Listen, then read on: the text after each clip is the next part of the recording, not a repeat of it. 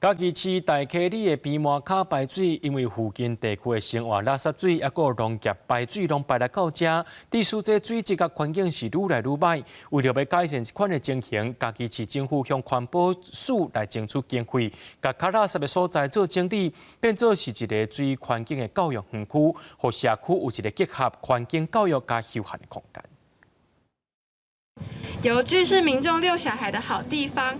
学生囡仔小界教育园区的设备甲功能，这个新启用的水环境教育园区，唔但替社区增加活动的空间，嘛改善一直以来因为废水产生的臭味问题。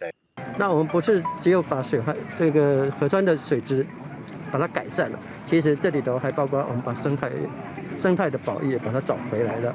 嘉义市大溪社区的边马卡排水，因为家庭废水甲农业排水的影响，长久以来拢有臭味的问题。即马透过社区市政府甲环保署的合作，用人工当地的方式，唔但改善水质的问题，嘛加做水准款的教育环境。改造之后，不管是我们在地居民的生活环境也好，或是种植水稻的那个稻子米的品质来讲，都一定会有很大的改善。水质改善了以后，我们的生态所有的生态就是整个都活化了，甚至更重要的，我们成为一个环教的一个区域。市政府环保局讲，这个园区的涂骹底有利用土刷接触拍气来净化水质，顶面阁有民众会当使用的时设，嘛已经甲大厦合作，要来让这个园区发展做水循环的教育基地。记者林慧婷，嘉义报道。